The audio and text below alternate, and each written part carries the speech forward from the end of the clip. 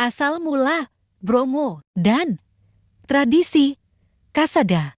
Pada masa pemerintahan Kerajaan Majapahit, raja-rajanya bergelar Prabu Brawijaya. Kisah ini menceritakan seorang Prabu Brawijaya yang memiliki seorang putri bernama Roro Anteng. Selain cantik, ia juga dikenal karena budi pekertinya yang luhur. Ketika usia sang putri sudah menginjak dewasa, ia jatuh hati kepada seorang pemuda keturunan Brahmana. Pemuda itu dikenal dengan nama Joko Seger. Kedudukan mereka memang sangat jauh berbeda, karenanya Joko Seger pun dinasihati oleh ayahnya. "Anakku, apa kau sudah memikirkan tentang kelanjutan kisah kasihmu dengan Putri Roro Anteng? Ingatlah, beliau adalah putri raja, sedangkan kita hanya rakyat kecil. Pasti Baginda tidak akan menyetujuinya," ucap ayah Joko Seger. Meskipun demikian, Joko Seger tidak patah semangat. Ia tetap melanjutkan hubungannya dengan Roro Anteng, hingga suatu hari, orang tua Joko Seger memberanikan diri datang ke istana Majapahit untuk melamar sang putri.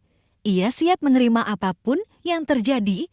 Ternyata pikirannya selama ini meleset. Prabu Brawijaya sama sekali tidak mempermasalahkan tentang kedudukan mereka yang jauh berbeda. "Jika putriku bisa hidup bahagia dengan putramu, aku pasti menerimanya. Hal ini dapat membantuku untuk meringankan segala kegundahanku selama ini." "Apakah kau sudah tahu mengenai kabar yang beredar di Majapahit tentang masuknya agama baru?" tanya Prabu Brawijaya. "Apakah maksud Baginda adalah agama Islam?" tanya ayah Joko Seger menegaskan.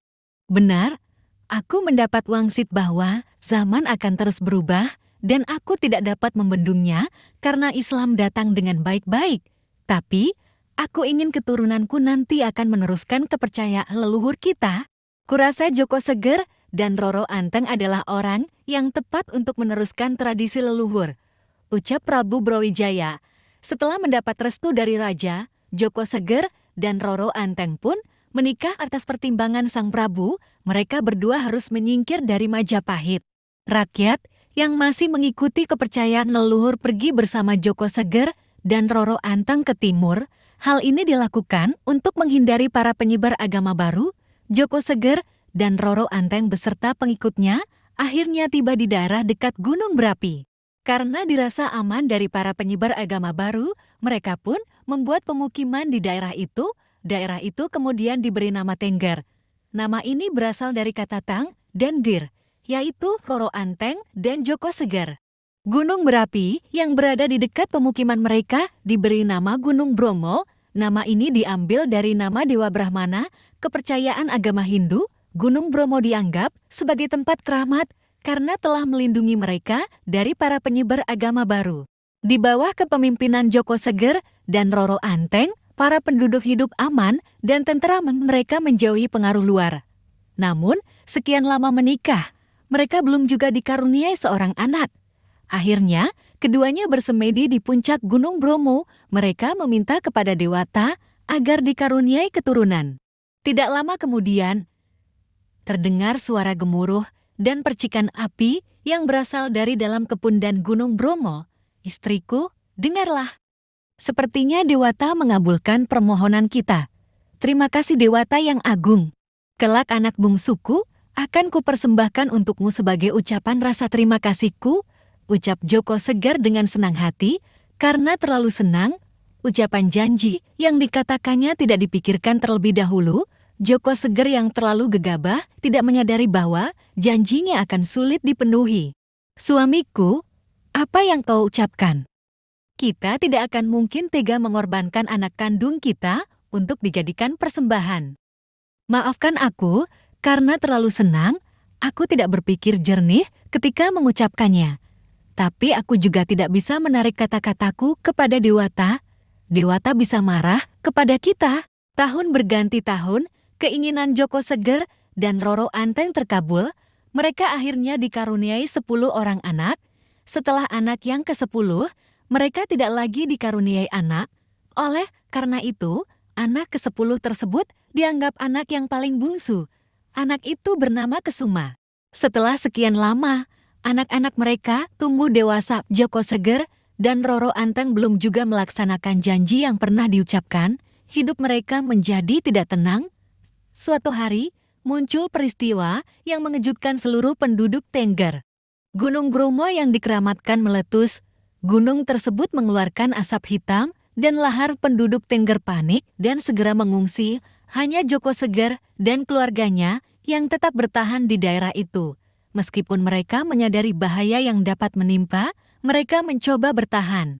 "Istriku, sepertinya Dewata benar-benar menagih janji kita," ucap Joko Seger lirih.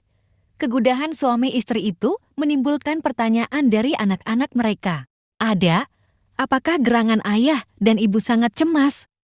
Jika mereka takut akan gunung meletus, pastinya mereka telah mengungsi sejak kemarin," pikir anak-anak mereka. Akhirnya, Joko Seger dan Roro Anteng menceritakan kejadian beberapa tahun silam kepada anak-anaknya. Mendengar cerita itu, anak-anaknya sangat sedih. Karena untuk melaksanakan janji kedua orang tuanya, mereka harus kehilangan adik bungsunya.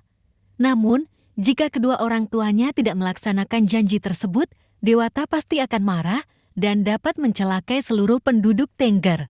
Bagaikan makan buah si malakama, tidak seorang pun dari anak-anak mereka yang berani bicara. Tiba-tiba saja si bungsu Kesuma berkata, "Ayah, ibu, dan kakak-kakakku tercinta, relakan aku pergi, semoga Dewata menerima pengorbananku." Tentu saja perkataannya membuat semua keluarga kaget dan sedih.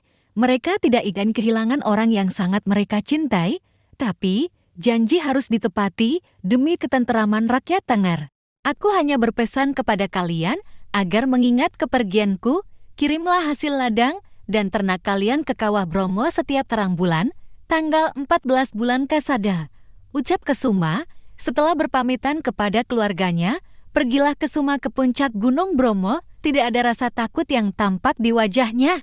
Dengan berani, ia menceburkan diri ke dalam Kawah Bromo. Setelah pengorbanan tersebut, Gunung Bromo tampak tenang. Mereka menganggap bahwa Dewata sudah tidak marah lagi. Semenjak kejadian itu, tradisi mengirim hasil ladang dan ternak ke dalam Kawah Bromo masih berlangsung sampai sekarang. Tradisi yang dilaksanakan setiap tahun pada bulan Jawa Jurosuro ini kemudian dinamakan Kasada. Pesan moral: janji adalah utang, oleh karena itu, jangan pernah mengucapkan janji yang tidak bisa kita tepati.